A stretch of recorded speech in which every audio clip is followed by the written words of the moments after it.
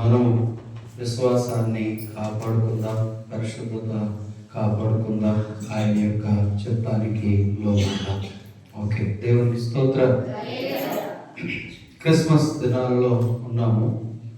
ఇప్పుడు మనం చదువుకున్న మత్తయి సువార్త 1వ అధ్యాయము 18 నుంచి 25వ వచనం వరకు కూడా మనం చదువుకున్న ఈ భాగంలో నుంచి కొన్ని మాటలను జ్ఞాపకం చేసుకుందాం. దేవుని పిల్లలమైనటువంటి మనము క్రిస్మస్ను నిత్యము కూడా జరుపుకుంటున్నాం. ఇది క్రిస్మస్ అనేది ఎవరికి ప్రాముఖ్యమైనది అంటే అన్య జనాంగానికి. క్రిస్మస్ అంటే అర్థం క్రీస్తుని ఆరాధించటం. మనం క్రిస్మస్ నెలలోనే ఆరాధిస్తున్నామా లేక ప్రతి నెల ఆరాధిస్తున్నాం? ప్రతి నెల, ప్రతిరోజు, ప్రతి దినము, ప్రతి వారము ఆరాధిస్తున్నాం. మనకి 365 రోజులు క్రిస్మస్సే. మరి క్రిస్మస్ ఎవరికి అంటే క్రీస్తుని ఎరగని వారికి. వాళ్ళు అంటారు, మీ పండుగ వచ్చినట్టుంది, మరి క్రిస్మస్ మీ పండుగ మాకు పిల్లరా, మాకు చెప్పరా, మాకేం చెప్పలేదేంటి అన్నట్టుగా అడుగుతూ ఉంటారు. కాబట్టి ఇది వాళ్ళు కూడా మనతో కలిసి చేసుకోవడానికి ఇష్టపడే పండుగ. వాళ్ళ కొరకు ఈ క్రిస్మస్. కానీ మనకి 365 రోజులు నిజమైన క్రిస్మస్. ఇప్పుడు చదువుకున్న ఈ లేఖన భాగంలో నుంచి కొన్ని మాటలను జ్ఞాపకం చేసుకుందాం. క్రిస్మస్ ఏమి ఇస్తుంది? క్రిస్మస్ ఏమిస్తుంది? క్రిస్మస్గా ఆయన లోకానికి వచ్చాడు. మనమందరం కూడా పాపముతో, శాపముతో, మరి లోక సంబంధమైనటువంటి అపరాధములతో నిండి నశించి నరకం అనే అగ్నిగుండంలోనికి వెళ్ళిపోబోతుండగా ఆ ప్రభు మనల్ని ప్రేమించి పరలోక మహిమను విడిచి ఆత్మయున్న దేవుడు, వాక్యముగా ఉన్నటువంటి దేవుడు శరీరాన్ని ధరించి ఈ లోకానికి వచ్చాడు. 2025 సంవత్సరాల క్రితం ఆయన యోహాను సువార్త 1వ అధ్యాయంలో 1వ వచనంలో చూస్తాం, ఆదియందు వాక్యమై ఉన్న ఆ దేవుడు. ఆ 14వ వచనం దగ్గరికి వచ్చేటప్పటికి కన్య మరియ గర్భమందు ఈ లోకానికి రావడానికి ఆయన శరీరాన్ని ధరించి వచ్చాడు. కృపా సత్య సంపూర్ణుడుగా ఆయన మన మధ్యలో నివసించడానికి వచ్చాడు. ఆయన వచ్చి ఏమిస్తూ ఉన్నాడు? ఆ క్రిస్మస్ ఏమి మనకిస్తుందో ఈరోజు మనము కొన్ని విషయాలను జ్ఞాపకం చేసుకుందాం. క్రిస్మస్ మొట్టమొదటిగా ఏమిస్తుంది అని అంటే చూడండి, ఆ 20వ వచనం ప్రకారంగా పిలుపునిస్తుంది. ఏమిస్తుంది? పిలిపించింది, కాలింగ్ మనకి ఇస్తుంది. ఇక్కడ మరియా యోసేపుకు ప్రధానం చేయబడింది. వారిద్దరికి ప్రధానమైంది, కానీ వివాహం ఇంకా జరగలేదు. మళ్ళా కాదు, వారికి ఒక ఆచారం ఉంది. ప్రధానమైన 1 సంవత్సరం తరువాత పెళ్ళి అవుతుంది. ఈలోగా వారు సిద్ధపరచాల్సినవి చాలా ఉంటాయి, అది వేరే సబ్జెక్టు. కానీ అలా వెళ్ళినప్పుడు ఈలోగా తన భార్య కొరకు తను సిద్ధపడుతూ ఉన్నాడు. ఈలోగా మరి ఎక్కడో ఒక వార్త వినిపించింది. తనకు ప్రధానం చేయబడినటువంటి మరియా గర్భవతి అయ్యిందని విన్నాడు. ఈ మాట విన్నప్పుడు పెళ్లి చేసుకోవాలనుకున్న యోసేపుకి చాలా కలవరంతో ఉన్నాడు, చాలా దుఃఖమే. ఎవరైనా ఆ ప్లేస్లో ఉంటే మనకు కూడా అలాంటిదే ఉంటుంది.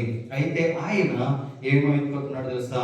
ఆమెని అవమానపరచడానికి ఇష్టపడక రహస్యంగా మరి విడాకులు తీసుకుందాం, రహస్యంగా వదిలేద్దాం అని చెప్పి అనుకుంటూ ఉంటుండగా దేవుని దూత ఆయన దగ్గరికి వచ్చింది. గాబ్రియల్ దూత వచ్చి చెప్తుంది, దావీదు కుమారుడు అయిన యోసేపు, నీ భార్య అయిన మరియను చేర్చుకోవడానికి భయపడవద్దు.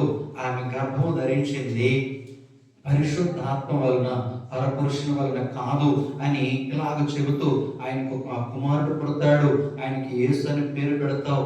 యేసు అంటే తన ప్రజలను వారి పాపముల నుండి రక్షించేవాడు కాబట్టి ఆయనకి యేసు అని పేరు పెడతావు. అంతేకాదు, ఆయన ఇమ్మానుయేలు అంటారు. ఇమ్మానుయేలు అంటే నిత్యము ఆయన మనకు తోడుగా ఉంటాడు. ఎందుకు ఆయన ఈ లోకానికి వస్తున్నాడు అంటే మనకు తోడు ఉండడానికి, మన పాపముల నుండి మనకి విడుదల ఇవ్వడానికి. కాబట్టి ఆమె గర్భవతి అయినది పరిశుద్ధాత్మ వలన సర్వోన్నతుని యొక్క దేవుని ఆత్మ ద్వారా అయింది కాబట్టి ఆమెను చేర్చుకోవడానికి నువ్వు భయపడవద్దు అని పిలుపునిచ్చినప్పుడు ఆ పిలుపుకు యోసేపు ఏం చేశాడో తెలుసా? విధేయత చూపుతూ వచ్చాడు. ఈరోజు యోసేపుకు పిలిచినటువంటి ఆ ప్రభువు దూత ఈరోజు మనకు కూడా పిలుపునిస్తూ ఉంది. దేవుని యొక్క పిలుపుకు లోబడాలి. యోసేపు ముందు ఒక ప్రక్క గౌరవం ఉంది.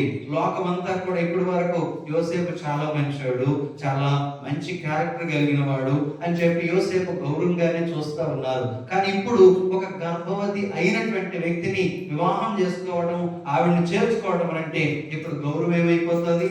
పోతుంది. ఎవరైనా గౌరవిస్తారా? మామూలుగా మన పల్లెటూరులో భాషలో చెప్పాలంటే ఈడేమో చాచగా నోడరా, ఈడు ఆడంగోడరా, అందుకే అలాగా అని చెప్పేసి ఇష్టం వచ్చినట్లుగా మాట్లాడుతూ ఉంటుంటారు. అలాంటి మాటలు భరించాలి. అది అవమానం వచ్చేస్తుంది. అది ఒక ప్రక్క ఉంది యోసేపుకి. మరొక ప్రక్క ఏముందో తెలుసా? దేవుని పిలుపు ఉంది. హల్లెలూయా. దేవుని పిలుపు ఉంది. ఆ పిలుపు ఏం చేస్తా ఉన్నాడు తెలుసా? దేవుడు పిలిచి ఏమంటున్నాడంటే, నీవు ఆమెను చేర్చుకో, ఆమెను చేర్చుకో అన్నాడు. యాక్సెప్టింగ్, ఆమెను చేర్చుకో అన్నాడు. రెండోది, ఆమెకి పుట్టినటువంటి ఆ కుమారుణ్ణి నువ్వు కాపాడు, భద్రపరచు అన్నాడు. ప్రొటెక్టింగ్, ఆయన భద్రపరచాలి, ఆమెను చేర్చుకోవాలి. ఈరోజు దేవుని పిల్లలమైన మనము, సంఘంలోకి వచ్చినటువంటి మనము, యేసునందు విశ్వాసం ఉంచి క్రిస్మస్ జరుపుకుంటున్న మనకు కూడా ఆయన పిలుపునే ఇస్తున్నాడు. ఏమిటి ఆ పిలుపు మనకి ఇచ్చాడు? ఈరోజు మన గ్రామానికి ఇస్తున్న పిలుపు ఏంటి అని అంటే, మత్తయి సువార్త 11వ అధ్యాయం 28వ వచనంలో ఉంది. ఏమిటంటే, ప్రయాసపడి భారం మోస్తున్న సమస్త జనులారా నా యొద్దకు రండి అని పిలుపునిస్తూ ఉన్నాడు. ఏమిటి పిలుపు అంటే? సువార్త పిలుపు. దేవుని యొక్క శుభవార్త మనకి పిలుస్తూ ఉంది. ఇంకా ఎంతకాలము ఆ పాపముతో, ఎంతకాలము ఆ చీకటితో, ఎంతకాలము ఆ యొక్క వ్యసనముతో, ఎంతకాలము ఆ యొక్క దరిద్రతతో, ఎంతకాలము ఆ యొక్క అగమ్య గోచరమైన ఆ పరిస్థితుల్లో ఉంటావు? రా, నీకు దేవుడు పిలుస్తున్నాడు. ఏంటో తెలుసా? ఆ భారమంతా తీసివేసి నీకు నెమ్మది ఇవ్వడానికి పిలుస్తున్నాడు. ఇది గాస్పల్ కాల్, సువార్త పిలుపు. సువార్త పిలుపులోకి వచ్చినటువంటి మనకు రెండో పిలుపునిస్తున్నాడు ఆయన. అపోస్తుల కార్యములు 2వ అధ్యాయము 37-38 వచనాల్లో మనం చూస్తే, మీరు మారు మనసు పొంది పాప క్షమాపణ నిమిత్తము బాప్తిస్మం పొందండి, అప్పుడు పరిశుద్ధాత్మ మీలోనికి వస్తదంటాడు. ఇదేంటో తెలుసా? రక్షణ పిలుపు. రక్షణ పిలుపు. ఇప్పుడు సువార్త పిలిపిన మనము రక్షణ అనుభవంలోనికి వచ్చాము. రక్షణ అనుభవంలోనికి వచ్చినటువంటి మనము ఆ రక్షణను కాపాడుకోవాలి, ఆ రక్షణను కొనసాగిస్తూ ఉండాలి. రక్షణ అనే మాటకు అర్థం ఇక్కడ కూడా మనం చూసాం కదా. ఏముందంట? మత్తయి సువార్త 1వ అధ్యాయం 21లో, ఆమె ఒక కుమారుని కనును, తన ప్రజలను వారి పాపముల నుండి ఆయనే రక్షించును గనుక ఆయనకు యేసు అను పేరు పెట్టెదరు. ఆయన పేరుకు ఒక అర్థం ఉంది. తన ప్రజలను వారి పాపముల నుండి రక్షించువాడని అర్థం. మానవునికి పాప భారం ఎక్కువైంది. ఆ పాప భారంతో నలుగుతూ ఉన్నారు. మామూలుగా చెబితే ప్రతి మనిషి పాపి అని అంటే, నాలో ఏ పాపం లేదు, మీరే పాపులు అని ఎదురుదాడి చేసినట్టుగా మాట్లాడుతున్నారు. కానీ మరి అలా ఎదురుదాడి చేస్తూ మాట్లాడినటువంటి వారు మరి ఎందుకు ఈ మాటలు వల్లిస్తుంటారు? తెల్లవారు లేసి యేసుప్రభు వెనకముందు నేను కూడా ఆ మాటలు పలుకుతుండేవాడిని కదా. హాస్టల్లో ఉండేటప్పుడు ఆ మాటలే నేర్పుతూ వస్తూ ఉండేవారు కదా.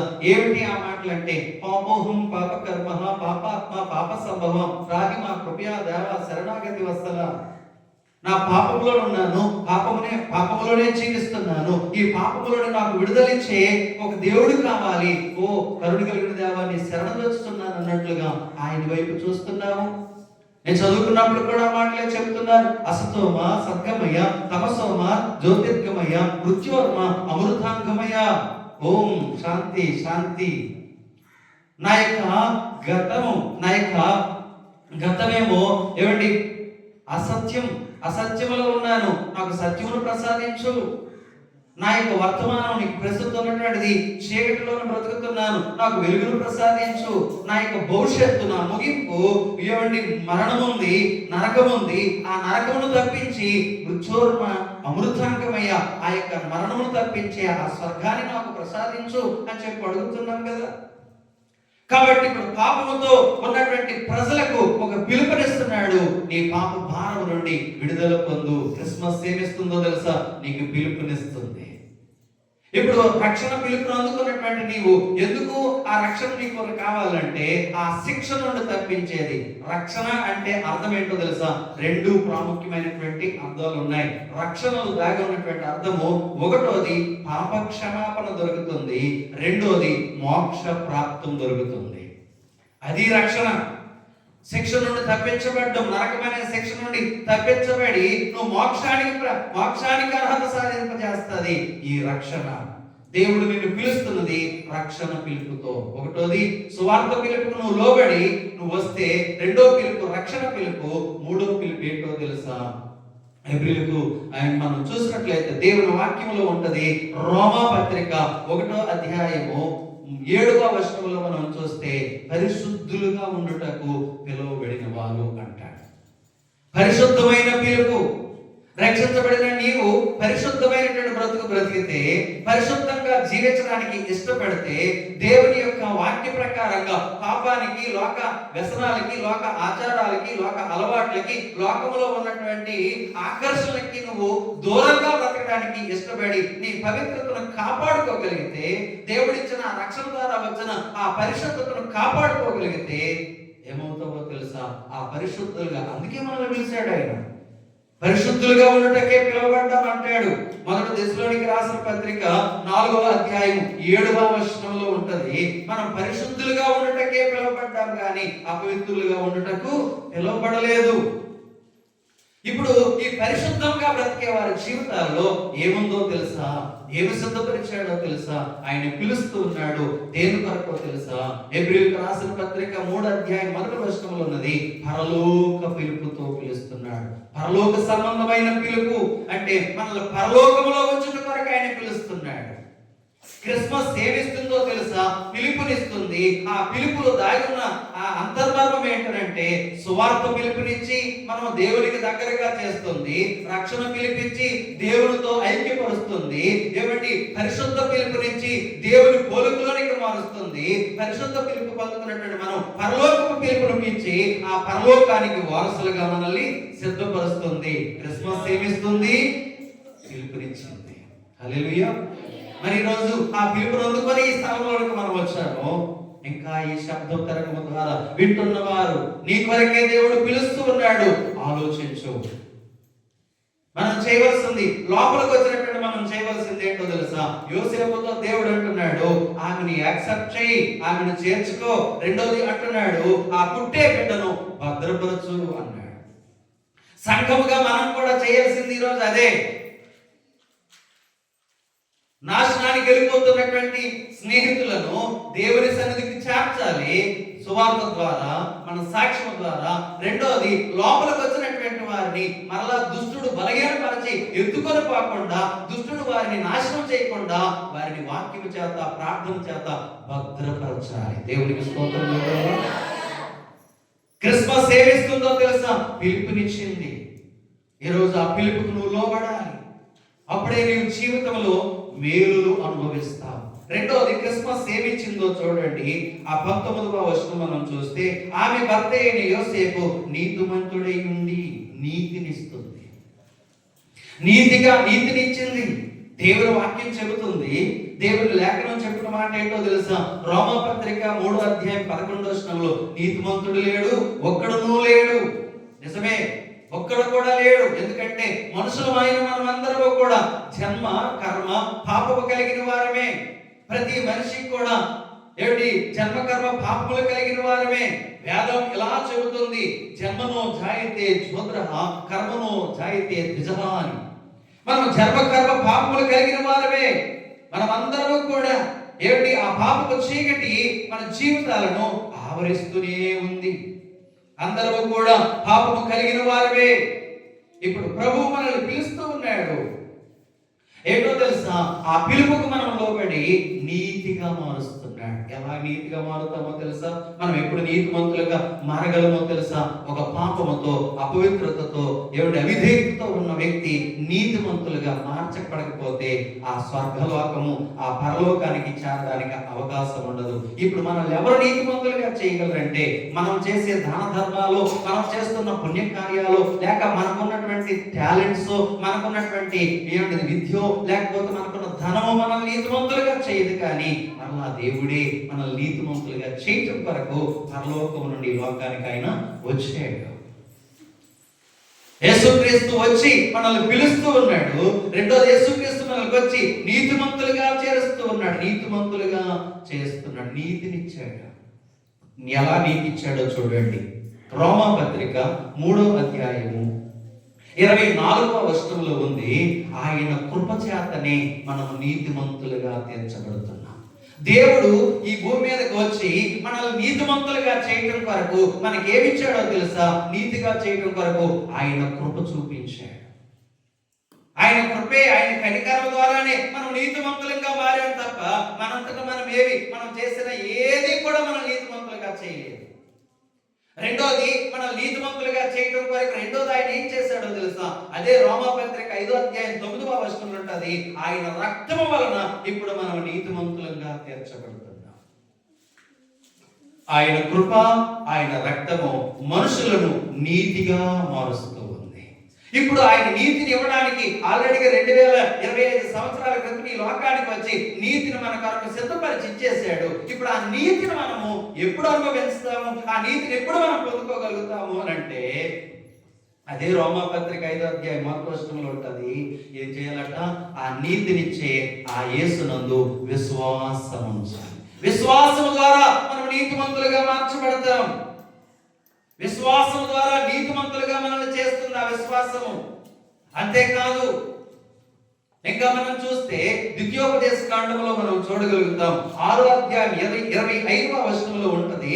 అక్కడ ఉన్నటువంటి మాట ఏంటో తెలుసా? ఆ చివరి మాటలు మనం గమనించినట్లయితే, ఎవరైతే ఇప్పుడు విశ్వాసంలోకి వచ్చి నీతిమంతులుగా మార్చబడ్డామో, ఆ విశ్వాసం ద్వారా దేవుడిచ్చే ప్రతి వాగ్దానము, ప్రతి ఆజ్ఞ, ప్రతి మాట ఎవరైతే నెరవేర్చడానికి ఇష్టపడతారో, దానికి లోబడి పాటించడానికి ఇష్టపడతారో వారిని నీతిమంతులుగా తీరుస్తున్నాడు.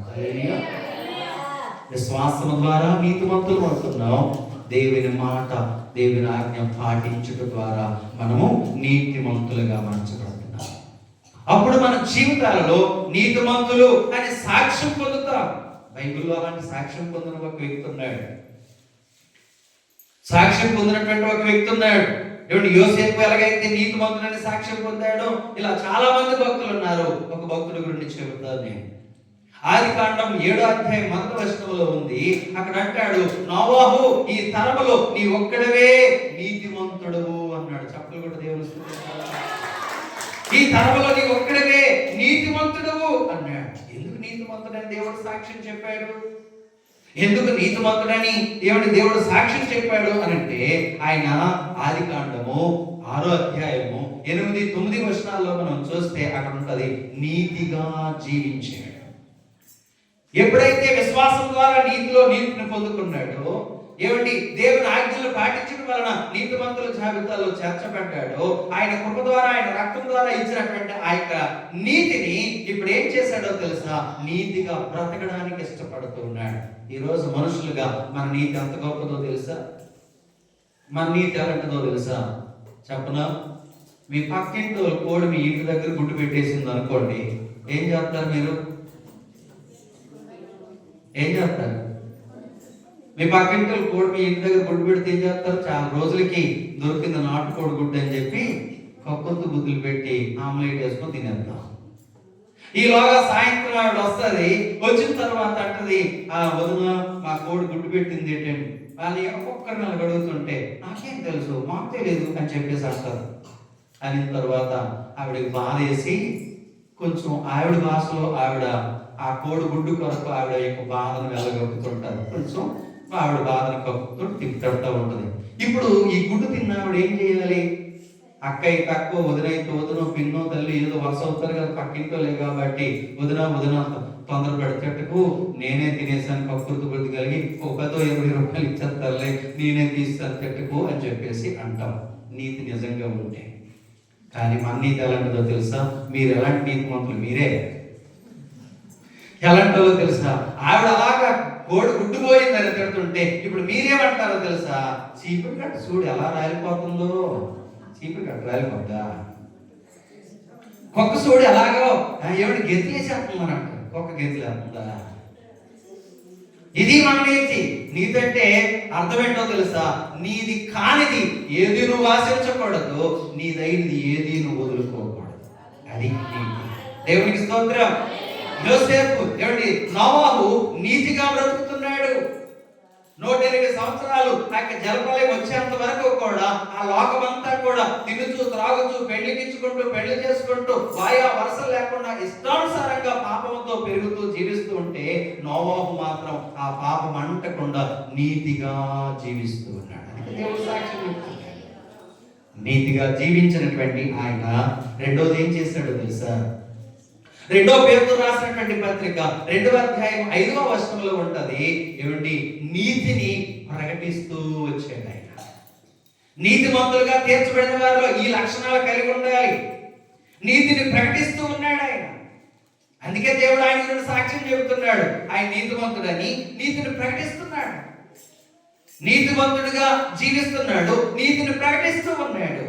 అంతేకాదు మూడోదిగా మనం చూస్తే నోవాహును దేవుడు ఏం చేశాడో తెలుసా?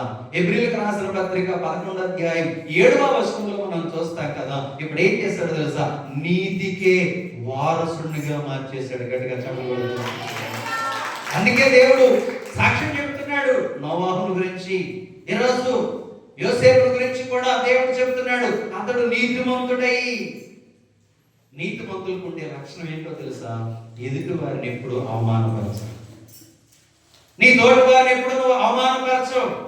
నువ్వు తోటి వారిని అవమానపరుస్తున్నావంటే నీలో నీతి లేదు అని అర్థం. జాగ్రత్తగా గమనించండి.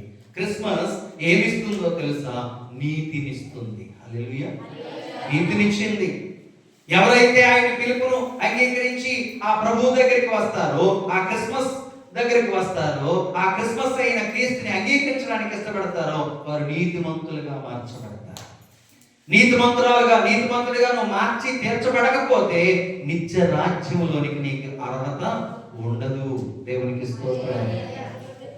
మూడోదిగా మనం చూస్తే అక్కడే మనము ఆ 19వ వచనంలోనే మనం చూసినట్లయితే ఆమె భర్త అయిన యోసేపు నీతిమంతుడై ఉండి ఆమెను అవమానపరచనులక రహస్యముగా ఆమెను విడనాడ ఉద్దేశించను.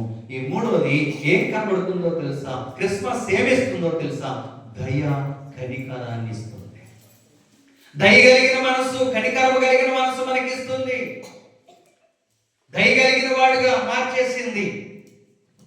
నిజంగా ఇప్పుడు ఆయన చూస్తే ఇప్పుడు పెళ్లి కాలేదు, ఇంకా ప్రదానం చేయబడింది, పెళ్లి ఎప్పుడో అవుతుంది, ఈలోగా ఆమె గర్భవతి అయిందని సంగతి విన్నాడు. విన్న తర్వాత ఇప్పుడు ఏం చేయాలి? అక్కడ యూదులకు ఉన్నటువంటి ఆచార ప్రకారంగా, ధర్మశాస్త్ర ప్రకారంగా ఏం జరుగుతుందో తెలుసా? పెళ్లి కాకముందే ఒక స్త్రీ అలాంటి పరిస్థితులకు వస్తే రాళ్ళిచ్చి కొట్టి చంపాలి. వారిని అవమానపరుస్తారు, చంపుతారు.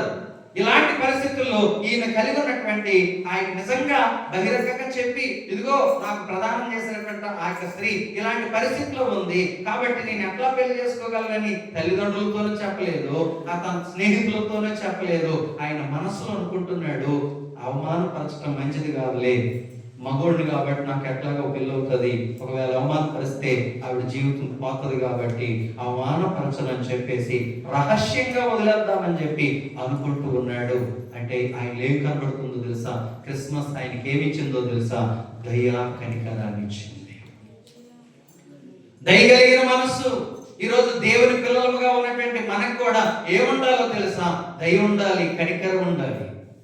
మత్తయి సువార్త 9వ అధ్యాయం 36వ వచనంలో మనం చూస్తాము, యేసు ప్రభు వారు ఆ జనులను చూసి అంటాడు, వారు కాపరు లేని గొర్రెల వలె ఇసికి నేను చెదిరిపోతుంటుండగా వారిని చూసి కనికరపడ్డాడని మనం చదువుతాం. కాబట్టి చూడండి, ఆ మాటలు మనం చదివితే 36వ వచనం 9:36వ వచనంలో ఉన్న మాటను మనం చదివితే, ఆయన సమూహములను చూసి వారు కాపరు లేని గొర్రెల వలె విసికి చెదిరి ఉన్నందున వారి మీద కనికరపడి. ఈరోజు కనికరపడ్డాడు. కనికరపడే మనస్సు యేసుక్రీస్తుది. క్రిస్మస్ మనకి ఏమిస్తుందో తెలుసా? దయగల కనికరం ఇస్తుంది. ఈరోజు మనం కూడా దేవుని పిల్లలంగా వచ్చిన మనం కూడా ఏం కలిగి ఉండాలో తెలుసా? నశించిపోతున్నటువంటి ప్రజల మీద నీకు కనికరం ఉండి వారి రక్షణ కోరుకోవాలి. కనికరం ఉంటే ఏం కనిపిస్తుంది నీ దగ్గర? వారి రక్షణ కొరకు నువ్వు ఖచ్చితంగా కన్నీరు గారుస్తావు. అలాగే నువ్వు నిజంగా కనికరం కలిగినటువంటి అనుభవంలోనికి వస్తే రక్షణ పొంది సరిగా స్థిరంగా ఉండట్లేదు. కొంతమంది వారి బలహీనమైన మనస్సును బట్టి కొంచెం అటు ఇటుగా ఉంటున్నారు. వారి మీద కూడా నువ్వు కనికరపడి వారి యొక్క స్థిరత్వం కొరకు కన్నీరు గారుస్తావు. మూడవది, నువ్వు నిజంగా దయా కనికరం కలిగిన ఆ క్రిస్మస్ అనుభవంలోనికి నిజంగా వచ్చిన విశ్వాసమే అయితే నీవులో ఉండేది ఏంటో తెలుసా? మూడవది, క్రీస్తుని ఎరిగి సేవ చేస్తున్న అనేక మంది అనేక రీతులుగా ఏమండి మత్తోన్మాదుల వలనో ఏదో పరిస్థితుల వలనో హింసలు శ్రమలు అనుభవిస్తూ చాలా ఇబ్బందుల్లో ఉన్నారు, చెరసాలలో ఉంటున్నారు. వారి విడుదల కొరకు ఏం చేస్తావు తెలుసా? కన్నీరు గారుస్తావు. ఆ విడుదల పొందాలి. అది దయగలిగిన మనసు. ఈరోజు మన జీవితాలలో ఆ కనికరం కలిగి ఉండడం మనకి ఏమిస్తుందో తెలుసా? కనికరం. ఒకప్పుడు మనకి అది లేదు. ఎవరైనా పోయారనుకో, పోనీ ఆగే పోని అంటాం. కానీ మన కాలేదట ఎవరికైనా నష్టం జరిగింది, ఇప్పుడు మనం ఏమవుతాం? కనికరపడుతున్నాం, జాలి పడుతున్నాం. ఎవరిచ్చారు ఈ మనసు? ఎక్కడి నుండి వచ్చింది ఈ మనసు? ఎవరిచ్చారు మనకి? క్రిస్మస్ ఇచ్చింది. క్రిస్మస్ మనకి ఏమిచ్చిందో తెలుసా? దయ లేక కనికరము ఇచ్చింది. నాలుగోది, క్రిస్మస్ ఏమిస్తుందో తెలుసా? చూడండి, 24వ వచనం మనం చదువుదాం. యోసేపు నిద్ర మేలుకొని ప్రభువు దూత తనకు ఆజ్ఞాపించిన ప్రకారం చేసి తన భార్యను చేర్చుకొని. ఇక్కడ ఏం కనబడుతుందో తెలుసా? విధేయత. క్రిస్మస్ మనకి ఏమిస్తుందో తెలుసా? విధేయతనిస్తుంది, దీనత్వం ఇస్తుంది, విధేయత మనము కలిగి ఉండటం నేర్పిస్తుంది. ఎవరు నేర్పిస్తారు? క్రిస్మస్ నేర్పిస్తుంది, ఇంకెవరు నేర్పించలేరు. మత్తయి సువార్త 11వ అధ్యాయము 29వ వచనంలో అంటాడు, నేను ధీరుడును సాత్వికుడును, నా యొద్ద మీరు వచ్చి నేర్చుకోనండి అన్నాడు. క్రిస్మస్ మనకి ఏమిస్తుందో తెలుసా? దీనత్వం ఇస్తుంది, దీన మనస్సు ఇస్తుంది, ప్రశ్నించని విధేయత. ఇప్పుడు దూత చెప్పింది, యోసేపు మరియను చేర్చుకోవడానికి నువ్వు భయపడవద్దు, ఇదిగో ఈ కారణాన్ని బట్టి ఆమె గర్భవతి అయిందని చెప్పి పరిశుద్ధాత్మ ద్వారా ఆమె గర్భవతి అయింది. ఆ పుట్టబోయే బిడ్డ శరీరానుసారమైనటువంటి వ్యక్తి కాదు, శరీరంతో కనబడతాడు, కానీ ఆయన దేవుడు. ఆయన ఈ లోకానికి శరీరంతో రావడానికి ఆమె గర్భాన్ని ఎన్నిక చేసుకున్నాడు. కాబట్టి రాబోయే దినాల్లో ప్రజల యొక్క పాపముల నుండి విడిపించేవాడు, నిత్యము విడిపించబడిన ప్రజలకి తోడుండేవాడు. కాబట్టి నువ్వు ఆమెను చేర్చుకోవడానికి భయపడవద్దని చెప్పినప్పుడు అక్కడ మనం చూస్తాము, ఆ మాట విని వెంటనే ప్రభు దూత తనకు ఆజ్ఞాపించిన ప్రకారమే చేసినంటే దేవుని మాటకి ఏం చూపించాడు? విధేయత. ఈరోజు విధేయతనిచ్చేది దేవుని యొక్క క్రిస్మస్. ఈ క్రిస్మస్ మనకి విధేయత నేర్పిస్తుంది. ఎన్ని సంవత్సరాలు అయిపోయింది మనము ప్రభువుని అంగీకరించి ఈ క్రిస్మస్ ను మన హృదయాలను చేర్చుకొని, కానీ ఇంకా మనకు ఆ గుణం రావట్లేదు. ఆయన దగ్గర నేర్చుకోవాలి. బైబిల్లో అబ్రహామును మనం చూస్తాము, ఆయన ప్రశ్నించలేదు, విధేయత చూపించాడు. ఆదికాండం 12వ అధ్యాయంలో నీ తండ్రి ఇంటి, నీ స్వదేశమును, బంధువులను విడిచి నేను చూపించే దేశంలోకి వచ్చాయంటే వచ్చేసాడు, బయలుదేరిపోయాడు అంతే. 13వ అధ్యాయంలో ఆ యొక్క ఐగుప్తుల నుంచి వచ్చాయంటే వచ్చేసాడు అంతే. ఇలా మనం చూస్తాము ఆ యొక్క అబ్రహాములో విధేయత. 22వ అధ్యాయంలో నీ కుమారుని తీసుకుని వెళ్ళి ఆ పర్వతం మీద బలిగా సమర్పించాలంటే తీసుకుని వెళ్ళిపోయాడు అంతే, ప్రశ్నించలేదు. ఆదికాండం 21వ అధ్యాయంలో మనం చూస్తాము, ఆగరుని విడిచిపెట్టు అని అంటే విడిచిపెట్టేశాడు అంతే. మరి అలా మాట ప్రశ్న అయ్యలేదు.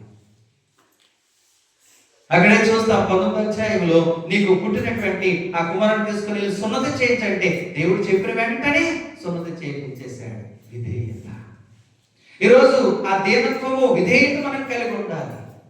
యేసు ప్రభు కూడా హెబ్రీయులకు రాసినటువంటి పత్రికలో మనం చూస్తాము, 5వ అధ్యాయం 7వ వచనంలో ఆయన కుమారుడై ఉండి ఆయన పొందిన శ్రమల వలన విధేయత నేర్చుకున్నాడు. విధేయత. అందుకే ఒక సహోదరి హేమా జాన్ గారు పాడారు, ఏఆర్ స్టీవెన్సన్ గారు రాసిన పాట, విధేయతకే అర్థము తెలిపిన వినయ మనసు కూడా. అవిధేయతను తొలగించి నీ దేన మనసు నాకు ఇవ్వుమయ్యా. విధేయతకి అర్థం యేసుక్రీస్తులో ఉంటుంది, క్రిస్మస్ లోనే ఉంది. ఆ క్రిస్మస్ మనకి విధేయత నేర్పిస్తుంది. ఈరోజు చాలా మంది అంటుంటారు, అయ్యో మా పిల్లల కొరకు ప్రార్థన చేయండి, పాస్టర్ గారు మా పిల్లల కొరకు అల్లరి చేస్తారండి, వినరండి, విధేయత లేదండి, లోపడండి అని అంటుంటారు. మరి నీ దగ్గర ఉన్న అన్నాలో లోపడరు. విధేయతనిచ్చిన క్రిస్మస్ చేతికి వారిని అప్పగిస్తే ఆయన వారికి విధేయత నేర్పిస్తాడు. చెప్పకూడదు, దేవుని స్తుతించాలి. హల్లెలూయా. విధేయతనిస్తూ ఉంది. విధేయత అంటే అర్థం ఏంటో తెలుసా? దేవుడు చెప్పిన మాట ప్రకారం చేయటమే. మొదటి సమూయేలు గ్రంథం 15వ అధ్యాయంలో 22వ వచనంలో ఉంటది. అక్కడ అధ్యాయంలో సౌలు అనే రాజు ఉంటాడు. ఆ రాజుకు దేవుడు అన్నాడు, నువ్వు పలానా దేశం మీదకి వెళ్ళి ఏది మిగల్చుక నిర్మూలన చేసిరా అని చెప్పేసి అంటే ఆయన అలాగే చేస్తారనుకుని వెళ్ళాడు. కానీ కొంత అవిధేయతను చూపించి కొంతమంది ఆ రాజును ప్రాణంతో తెచ్చాడు. ఆ దేశంలో ఉన్నటువంటి బలముగా ఉన్నటువంటి ఎద్దులను, దేవుడి గొర్రెలను కొన్నేలా తెచ్చుకొని వచ్చాడు. దేవుడు చాలా బాధ అనిపించింది. అప్పుడు దేవుడి సేవకుడైన సమూయేలు వెళ్ళి, దేవుడు చెప్పిన మాట వినలేదు అని చెప్పేసి అంటే, దేవుడు చెప్పిన మాట విన్నాను, దేవుడు చెప్పినట్టుగా చేశాను అని చెప్పి ఏదేదో చెబుతూ వస్తూ ఉన్నాడు. అప్పుడు ఆయన అంటాడు, మరి అలా అయితే నాకు వినబడుతున్న ఆ ఎద్దుల యొక్క రంకులేంటి, కేకలేంటి, అరుపులేంటి అని అంటే, అవా నా కొరకు కాదు, దేవునికి బలి ఇవ్వడానికి, దేవునికి కానుక ఇవ్వడానికి తెచ్చానని చెప్పి అని అంటాడు. అప్పుడు అంటాడు, నిజంగా దేవుడు అడిగాడా కానుకదేమని? అడగలేదు అక్కడ. అప్పుడు చెప్తాడు ఆ 22వ వచనంలో చూడండి, అందుకు సమూయేలు ఆజ్ఞను గైకొనుట వలనను యెహోవా సంతోషించును. ఒకడు దానబలులు అర్పించుట కంటే సంతోషించునా, ఆలకించుము. బలులు అర్పించుట కంటే ఆజ్ఞను గైకొనుటయు పొట్టేలులను సమర్పించుట కంటే మాట వినుట శ్రేష్టము. ఎవరి మాట? దేవుని మాట. దేవుని మాట వినటం శ్రేష్టం. ఆ మాట ఎప్పుడు వస్తుంది? దేవుని మాట వింటే ఏమొస్తుందో తెలుసా? దేవుని మీద మనకి విశ్వాసం వస్తుంది. విధేయత ఎక్కడ ఉందో తెలుసా? దేవుని మాట వినుట వలన ఉంది. దేవుని మాట వినం, మనుషులు చెప్పే మాట వింటుంటాం. దేవుడు ఏది చెప్పాడు చెయ్యి. దేవుడు చెప్పిన మాట మీద నువ్వు విశ్వాసం ఉంచు, విధేయతలో నువ్వు ఒదిగిపోతావు. విధేయత కలిగిన వారికి దేవుడు కృపణిస్తాడు. విధేయత కలిగిన వారికి దేవుడు సహాయకారుడిగా ఉంటాడు అని దేవుని వాక్యం చెబుతుంది స్పష్టంగా. క్రిస్మస్ ఏమిస్తుందో తెలుసా? మనకి విధేయతనిస్తుంది, హంబుల్నెస్. క్రిస్మస్ మొదటగా ఏమిచ్చింది? కాలింగ్ ఇచ్చింది. రెండోది రైజస్నెస్ ఇచ్చింది. మూడోది ఏమండి కంపేషన్ ఇచ్చింది. నాలుగోది హంబుల్నెస్ ఇచ్చింది. ఐదోది ఏమిచ్చిందో చూడండి. ఆ యొక్క మత్తయి సువార్త 1వ అధ్యాయం 25వ వచనంలో మనం చూస్తే, ఆమె కుమారుని కను వరకు ఆమెను ఎరుగకుండెను అన్నాడు. ఇదేంటో తెలుసా? నిగ్రహము కలిగిన మనసు ఇస్తాడు. సెల్ఫ్ కంట్రోల్ ఇచ్చింది. క్రిస్మస్ మనకి ఏమిస్తుందో తెలుసా? నిగ్రహము ఇస్తుంది. నిగ్రహించుకోవాలి. మన ఎదుట ఉదాహరణకి ఒకప్పుడు నువ్వు బాగా త్రాగిన అలవాటు ఉంది. ఇప్పుడు నువ్వు రక్షణ పొందుకున్నావు, మార్పు చెందావు, అది వదిలేసావు, విడిచిపెట్టేసావు. ఇప్పుడు నీ ఎదురుగా ఎవరైనా తాగుతూ ఉంటే నీకు మరలా అటువైపు మనసు వెళ్తుంది అని అంటే నీకేం లేదో తెలుసా? నిగ్రహం లేదని.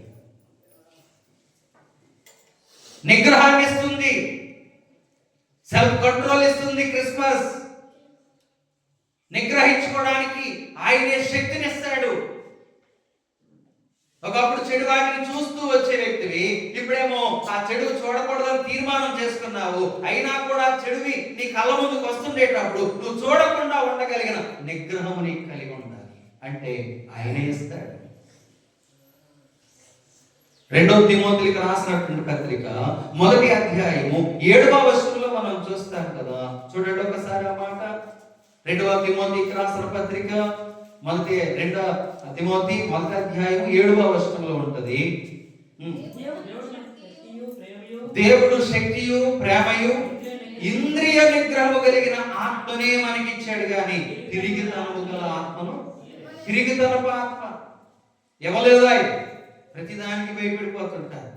ఆ మధ్యన ఒక ఆవిడ, నాకు ఎవరో ఇద్దరు దొంగలు నన్ను ఎక్కబడతా ఉన్నారు రండి, నన్ను చాలా ఇబ్బంది పెడుతున్నారు, నాకు భయమేసేస్తుందని చెప్పేసి అని ఒక పాస్టర్ గారి దగ్గరికి వస్తే, ఇప్పుడు పాస్టర్ గారు ఏం చెప్పాలి ఇవిడికి ఏంటా అని చెప్పి ప్రార్థన చేసుకుంటుంటే, నాకు చాలా దొంగలు ప్రతి క్షణం వెంట పెట్టేసేస్తా ఉన్నారు, నాకు భయమేసేస్తా ఉంది, నాకు అసలు జీవితం ఏమైపోతుందని కంగారు పడిపోతున్నాను అంటే, అప్పుడు ఆయన పోనీ ఎంటబడుతున్నారంటే ఈ అమ్మాయి ఈవిడేమైనా యవనస్తురాలా అంటే 70 సంవత్సరాల వయసు ముసలావిడ, ఈవిడ మీద ఎవరు ఎంటబడతారు? పోనీ సరే ఎంటబడుతున్నారంటే పోనీ ఆయనకి ఆవిడ దగ్గర ఏదో వెండి బంగారాలు డబ్బు ఆస్తి ఏదైనా ఉందనంటే కడు వేదలు, తినడానికి సరిగా తిండి లేని స్థితిలో ఉన్నటువంటి వ్యక్తి, అలాగని చెప్పేసి వయస్సు గతించినటువంటి వ్యక్తి, ఇప్పుడు దొంగలు ఎవరైనా ఆవిడ మీద ఎంటబడతారు? ఆవిడ చూసి ఒకసారి ఎప్పుడో అడిగారంటే వచ్చారంటే ఓకే, ప్రతిసారి వచ్చేస్తారా? అప్పుడు నిజంగా ఈ పాస్టర్ గారు ఏం చెప్పాలో ఆలోచన చేసి ప్రార్థన చేసుకుంటే దేవుడు ఒక ఆలోచన ఇస్తే, అమ్మా నువ్వు బైబిల్ చదువుతావు కదనంట, చదువుతాను, అయితే తీ ఒకసారి అన్నాడు. ఏంటి? కీర్తన గ్రంథం 23వ కీర్తన తీసి చదువు అని చెప్పి 6వ వచనం చదవమన్నాడు. చదివింది. చదవగానే ఏముంది అక్కడ అంటే, కృపాక్షేమములు నీ వెంట వచ్చు. ఈ వచ్చిన వాళ్ళు ఎవరో నాకు తెలుసు, దొంగలు కాదమ్మా. ఆ వచ్చిన వాళ్ళు నేను వెంటాడుతున్నటువంటి వారు ఎవరో తెలుసా? ఒకరు కృప, ఒకరు క్షేమము అనే దూతలు నీకు వస్తున్నారు. వాళ్ళు దేవుని దూతలమ్మా. వారిని చూసి నువ్వు వద్దు అనుకుంటే నీకు నష్టం కాదనంటే, అయ్యో అలాగా వద్దు, అలాగైతే వాళ్ళు రావద్దని చెప్పొద్దు, నువ్వు నాకు అలాగా వాళ్ళ గురించి ప్రార్థన చేయకు, వాళ్ళ నయానికి ఆకలేదు అన్న. అప్పటి నుంచి ఆ ముసలిది ఏమని ప్రార్థన చేసిందో తెలుసా? ఇంటి దగ్గర నేను బయలుదేరుతున్నా, కృపా నువ్వు రెడీగా ఉన్నావు కదా, క్షేమమా నువ్వు రెడీగా ఉన్నావు కదా, నా ముందు ఒకరు వెనకొకరు ఉన్నారు కదా, పదండి వెళ్ళిపోదాం అనుకొని వెళ్ళిపోయిందా. అర్ధరాత్రి అప్పుడు ప్రయాణం చేసిన ఇక భయమేమి లేదు, భయమేమి లేదు. నిగ్రహం కలిగిన ఆత్మలో ఇవన్నీ దాగి ఉన్నాయి. క్రిస్మస్ మనకి ఏమిస్తుందో తెలుసా? నిగ్రహాన్ని ఇస్తుంది, సెల్ఫ్ కంట్రోల్. బైబిల్ అలా సెల్ఫ్ కంట్రోల్ చేసుకొని ఉన్నవారు చాలా మంది ఉన్నారు, అందుకే చరిత్రలో నిలిచిపోయారు. పాత నిబంధనలో ఉన్న యోసేపు కూడా పోతీఫర్ భార్య ఒత్తిడి చేసినప్పుడు ఎక్కడా టెంప్ట్ అయిపోలేదు, నిగ్రహించుకొని పాపానికి దూరంగా పారిపోయాడు. బోయాజు కళ్ళం దగ్గర ఉన్నప్పుడు రూతు వచ్చి ఆ మంచం దగ్గర పడుకున్నప్పుడు అక్కడ కూడా ఏమి ఆలోచన చేయకుండా నిగ్రహించుకోగలిగాడు. కారణం క్రిస్మస్ ఇచ్చింది నిగ్రహం. అంతేకాదు రాహాబు అనే వేశ్య దగ్గర, ఆమె వేశ్య, ఆమె దగ్గరికి వేగులు వారు వెళ్ళినప్పుడు అందరూ ఆమె దగ్గరికి వేరే పని కొరకు వెళ్ళారు, వీరు మాత్రం వేగులు చూడడానికి వెళ్ళి ఆ ఇంటి దగ్గరికి వెళ్ళి దాక్కుంటున్నప్పుడు అక్కడ రాత్రి ఉన్నారు, కానీ ఆమెతో తప్పు చేయలేదు, నిగ్రహించుకోగలిగారు. అందుకే ఆ నిగ్రహం కలిగిన వ్యక్తులుగా ఉన్నారు కాబట్టి యోసేపు కరువు కాలంలో ప్రపంచానికి ఆహారం పెట్టాడు. గట్టిగా చెప్పలు కూడా. బోయాజు రూతు ద్వారా ఈ లోకానికి, ప్రపంచానికి ఆత్మయ్య ఉన్న దేవుడు, వాక్యమై ఉన్న దేవుడు శరీరముగా ఈ లోకానికి రక్షకుడుగా అందించగలిగారు. రూతు ద్వారానే, బోయాజు ద్వారానే యేసుక్రీస్తు వచ్చాడు. మీరు మత్తయి 1వ అధ్యాయము 1 నుండి చదువుకుంటే ఆ వంశాలలో ఆ పేర్లు కనబడతాయి. రాహాబు పేరు కనబడుతుంది. చెడిపోయేటువంటి ఒక స్త్రీ జీవితము చరిత్రలో నిలిచిపోయేటట్లుగా మార్చేసింది క్రిస్మస్ అండి. ఈ వాక్యం వింటున్న నీవు ఇప్పుడు వరకు ఎలా నువ్వు చెడిపోయినా, ఏ పరిస్థితి ఉన్నా, ఏ పరిస్థితి నిన్ను ఆకర్షించి నిన్ను బలహీనపరుస్తూ ఉన్నా, ఈ క్రిస్మస్ నీకేం చేస్తుంది తెలుసా? నిగ్రహం కలిగిన ఆత్మనివ్వడానికి ఇష్టపడుతుంది. రాగలవా ఆ క్రిస్మస్ దగ్గరికి? చివరిగా మనం ప్రార్థన చేసుకుందాము. చివరిగా క్రిస్మస్ మనకి ఏమిస్తుందో తెలుసా? మత్తయి సువార్త 2వ అధ్యాయము 13-14 వచనాల్లో మనం చూసుకున్నట్లయితే, ఇప్పుడు ప్రభు అంటున్నాడు, యోసేపు నీ భార్యను నువ్వు తీసుకొని, నీ బిడ్డను తీసుకొని, ఆ శిశువును తీసుకొని నువ్వు చక్కగా మరి ఐగుప్తులోకి వెళ్ళిపో, అక్కడ నేను చెప్పేంత వరకు అక్కడే ఉండు, కొన్ని రోజుల తర్వాత మరలా నువ్వు వద్దు, నేను చెప్తాను ఏ రోజు. ఇప్పుడు ఆ పుట్టిన శిశువు అయిన యేసును చంపాలనుకుంటున్నాడు కాబట్టి నువ్వు వెళ్ళిపో అన్నాడు. ముందు పిలుపులోనే చెప్పాడు కదా, ఆమెను చేర్చుకో, ఆమెకు పుట్టినటువంటి బిడ్డను ఏం చేయాలి? భద్రపరచాలని. ఇప్పుడు నేను చెప్పే పాయింట్ ఏంటో తెలుసా? ఇప్పుడు ఇక్కడి నుంచి దేవుడు ఐగుప్తులోనికి వెళ్ళిపోమన్నాడు. ఇప్పుడు ఐగుప్తులోనికి తను తన భార్య ఆ చంటిబిడ్డతో బయలుదేరి వెళ్ళిపోతున్నాడు. మరి వెళ్ళిన తర్వాత ఆయన పాషన్ ఏంటి? వెళ్ళిన తర్వాత ఆయన అక్కడ ఏ బ్రతుకుతాడు? ఎలా బ్రతుకుతాడు? ఎక్కడంటే ఏదో పని చేసుకోగలుగుతాడు, అక్కడికి వెళ్ళి ఏ పని చేయగలుగుతాడు? ఇవేమీ ఆలోచించలేదు. ఈ మాట నాకేం అర్థం చేసిందో తెలుసా? యోసేపు దేవుని మీద ఆధారపడినవాడు. క్రిస్మస్ మనకి ఏమి నేర్పిస్తుందో తెలుసా? దేవునిపై ఆధారపడడం నేర్పిస్తుంది. యెషయా గ్రంథం 26:3 అంటాది, ఎవరి మనసు నీ మీద ఆనుకుంటుందో వారిని పూర్ణ శాంతికరముగా కాపాడుతాడు. మీకు తెలుసు, యేసు ప్రభుని ఎరక ముందు ఇక్కడే పుట్టి పెరిగాను. యేసు ప్రభుని ఎరిగి సేవకు వచ్చిన తర్వాత దేవుని సన్నిధిలో ఉండి చెబుతున్నాను, ఈ రోజు వరకు ఎప్పుడు నన్ను దేవుడు చేయి చాపనివ్వలేదు. చేయి చాపవలసిన పరిస్థితులు వచ్చినా చేయి చాపనివ్వకుండా ప్రార్థనలో ఉండే ఆ భాగ్యత ఇచ్చాడు. సంఘమైన మీకు కూడా చెప్పలేదు నేను ఎప్పుడు కూడా, ఇవ్వండి ఇలా ఉంది, ఏం చేయండి, నిన్న భోజనం లేదండి, ఇలా చేయలేదు, ఎప్పుడు చెప్పం. దేవుని మీద ఆధారపడమే. అప్పుడప్పుడు ఇంట్లో ఏమీ లేవు అనుకోండి, పాస్టర్ గారు అంటారు, ఏమండి ఈరోజు ఎక్కడికి వెళ్ళొద్దు, మనం ప్రార్థన చేసుకోమని దేవుడు చెప్పాడు అంటారు. నాకు అర్థమైపోద్ది ఆ రోజు.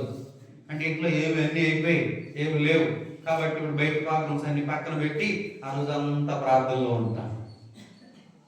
దేవుడు ఆశ్చర్యమైన రీతిలో కార్యాలు చేయడం అలాంటివి ఎన్నో అనుభవించేస్తాం. దేవుని మీద ఆధారపడండి. మనుషులతో నీ సమస్య చెబితే వాళ్ళు మరలా నీకు ఏం చేస్తారంటే అందరితో చాటింగ్ వేసి నీ ఉన్న పరుగులు చేస్తారు.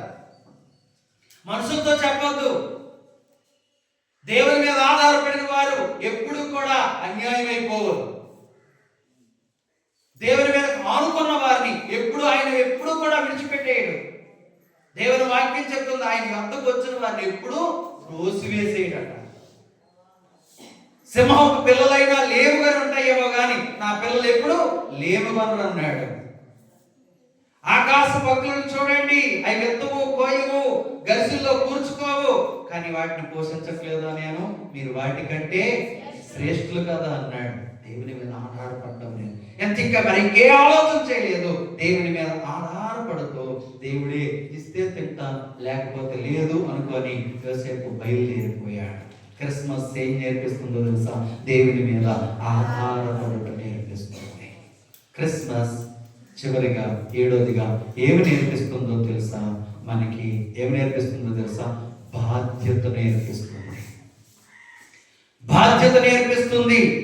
లోకాసు వార్త 2:21-24 వరకు కూడా మనం చూసుకున్నట్లయితే, ఇప్పుడు 8 రోజులు అయిన తర్వాత మరియా తీసుకొని ఆ యొక్క యేసు ప్రభు వారిని, ఆ బాలుడైన యేసును తీసుకొని దేవాలయంలోనికి వెళ్ళాడు. యేసు ప్రభు పుట్టక ముందే మరియకు యోసేపుకు ఏ పేరు పెట్టాలో చెప్పారు కదా, తెలుసు కదా?